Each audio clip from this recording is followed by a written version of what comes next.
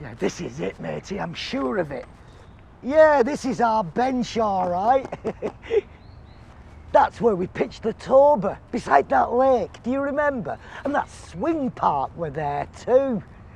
Oh, except in them days, we called it a playground. It's a lifetime ago, isn't it, eh? A lifetime ago. Lot of water down the trousers, a few fair custard pies in the kisser. It's a different world now, matey. A very different world. Oh dear.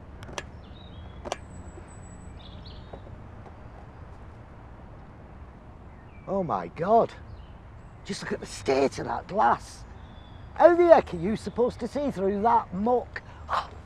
Oh, it's time to clean up your act, old son. You can't be optimistic with a misty optic. There you go, Scoot. That's your window on the world. I'm so sorry that the current guidelines meant we couldn't give you a proper send-off. Mind you, you were never one to hold with anything too starchy, were you? I mean, you know, all those black suits and dresses, boring speeches, pointless readings. No, now knowing you, you'd have wanted Zoltan, the strongman, carrying in the casket, and a band playing March of the Gladiators, and a charivari of stilt walkers and fire eaters bringing up the rear. Oh, and you can rest assured that all your clown friends would have turned up in one car. No, I didn't need a church to say cheerio, matey. Coming up here seems a far better choice. Planks for the memory. Ladies and gentle spoons, boys and curls, roll up, for the two and only Scoot and Jingles, one born into the circus, the son of the lion tamer and our queen of the high wire the other, a young jester, an outsider, with lofty ideas of filling his master's shoes, no matter the size of them. Yeah, that is until he spotted the gaffer putting the house full signs up just outside the tober. There I was, 20 years old. 20 years younger than you. Figuring I'd served my apprenticeship. Yeah, 4 years of mucking out the elephants, banging in the poles, hauling up the tarps, when you asked me if I'd like to try it out as a Toby clown. Yeah. Keeping the flatties warm as they queued up outside. Don't you let up with the jib, you said. Keep them laughing until they're inside them flaps, and nought stronger than a gentle dig or two. Just like I've seen you giving our riggers and the sledge gang. Oh, I'd no idea you'd been keeping a watchful eye on me. And with your advice still ringing in my ears, that hat in my hand was soon chocker with trangles.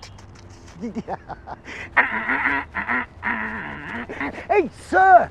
If laughter be the best medicine, your face must be curing the world. Hey, I love what you've done with your hair, madam. How do you get it to come out of your nostrils like that? Hey, Sonny, did you hear about our human cannonball's big break? She missed the net.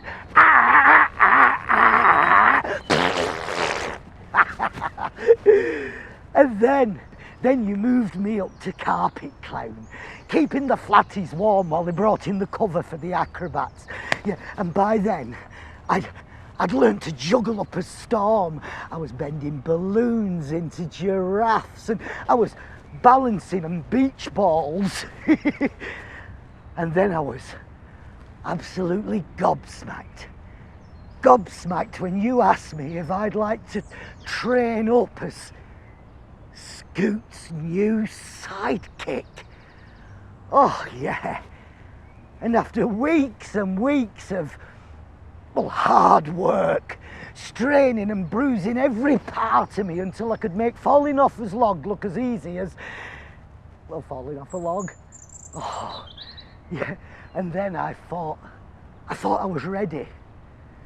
I thought I'd earned my right to enter that ring.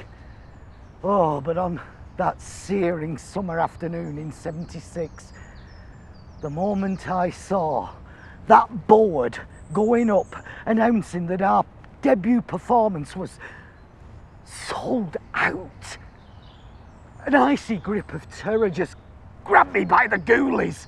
My legs turned to spring onions and my mouth was into ring sawdust. I can't do it, Scoot, I can't do it. It's all gone. Everything you've taught me, I've let you down. I'm nothing. I'm a nobody. And you, calm as a convent, you gently took me by the arm and you led me up here, far away from the drummer boys and dancing dogs, caravans and candy floss. And you sat me down and you showed me how to breathe properly. In through the hooter for 7 and out through the cake hole for 4. Oh. And as I sat here hyperventilating, you confessed to me how you sensed for some time that I might be the one to replace your old mucker, Bobo. There's not too many of us blessed with the gift, you said. And you promised me, hand on heart, that once we got in that ring together, that the scent of sawdust and the smell of the damp grass in our nostrils, the heat of the light melting our makeup, oh, and realms of laughter swarming in over us, that everything we'd rehearsed would return like clockwork. And as the blood returned to my cheeks, you asked me what it was that made me join the circus in the first place. Did I come from a performing line, you said. I've told you about my lot, now you tell me about yours. My lot? Well, it was just me and my dad that were left at home. And I hadn't seen hide nor hair of him since that windy day the circus turned up in the midst of my cruel world. Oh, and by then I'd had my fill of him. And I was ready to leave him brawling and boozing his way to an early grave. Yeah. Well, my mum had left years before, and our Jack, my brother, he was never coming back from Belfast. School had become a joke, and not a funny one either. Well, I fell asleep during the lessons and I missed all my exams altogether. But at that point, I discovered that I could make people laugh. I could make them laugh. I suppose it was my way of coping with all the troubles at home. And even when things were at the nastiest, I could always crack a joke, do a funny walk or pull a funny face or something like that. And I even got girls on my side. Yeah. And I escaped kickings from the local skinheads. And I even sweet-talked the police into letting me dad off with a warning. And the only thanks I ever got for that were a good hiding. Or being told I was nothing.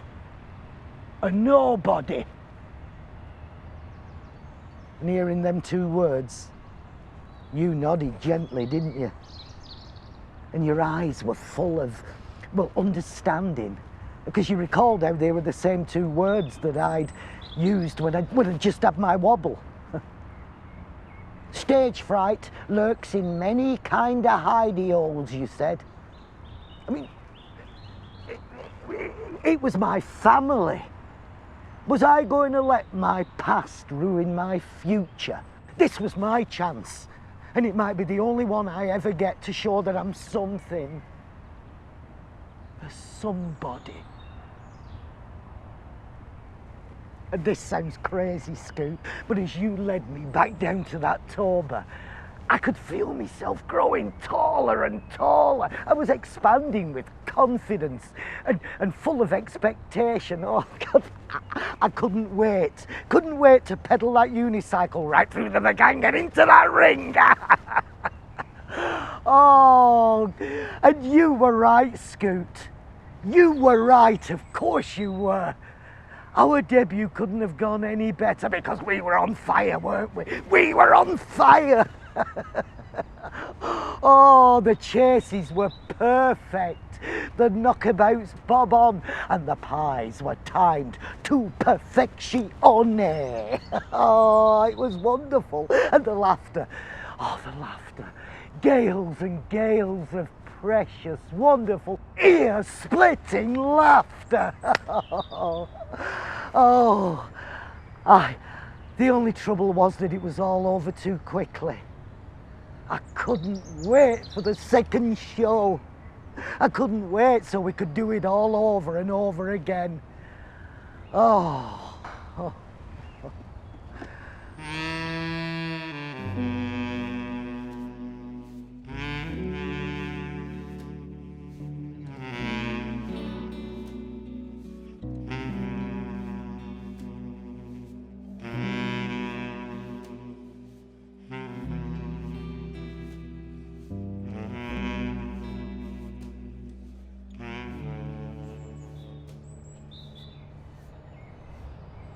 I saw your face again long ago. And boy, oh boy, did we do it over and over again. 2 shows a day for 25 years. Oh, from Folkestone to Falkirk, Blackpool to Blackheath, Padstall to Perry Bar. Hundreds of miles, hundreds and hundreds of roads and thousands of miles. Oh boy, did we do it over and over again, eh? Oh. Things were never the same after you stepped down, Scoot. Not just the act, but the whole circus game itself. Oh, yeah. It's such a pity people stopped coming when we cut down on the animal acts. I'm sorry, I couldn't face telling you in that hospice. But back in January, they passed a law marking an end to them altogether. Our audiences may have loved them, but in the eyes of the animal welfare folk, we'd gone from being the greatest to the cruelest show on earth. Even Barnum and Bailey's couldn't survive.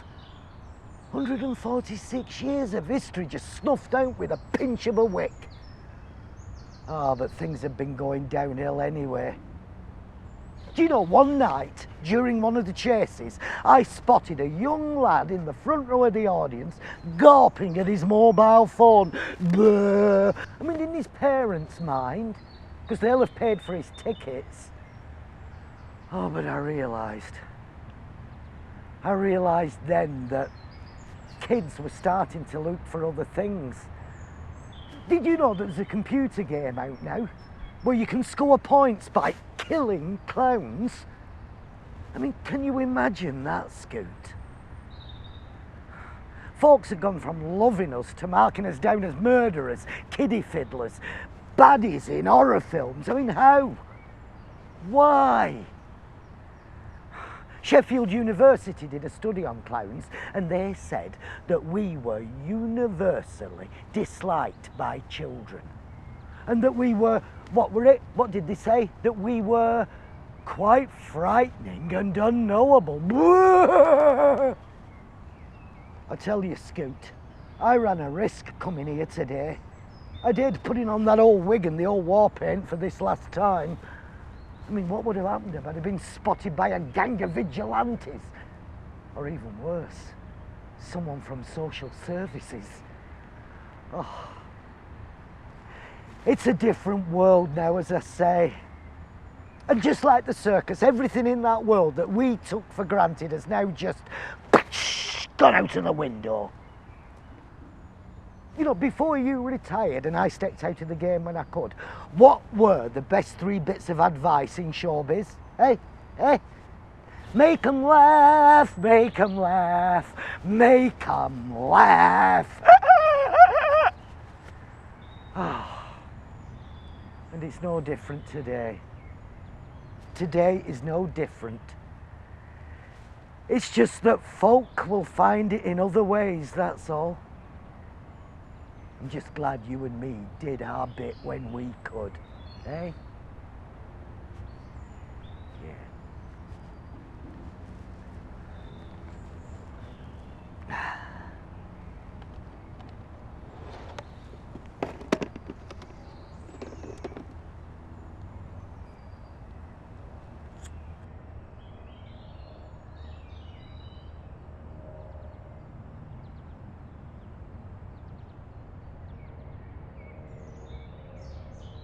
Hope you can hear me, Scoot.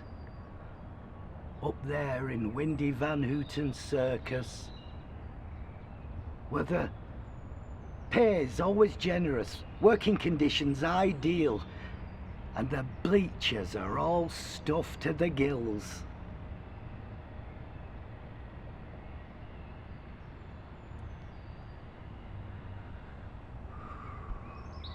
Windy Van Hooten Circus, where the crowd are putty in your hands. Nothing ever goes wrong. And every routine is better than it's ever been.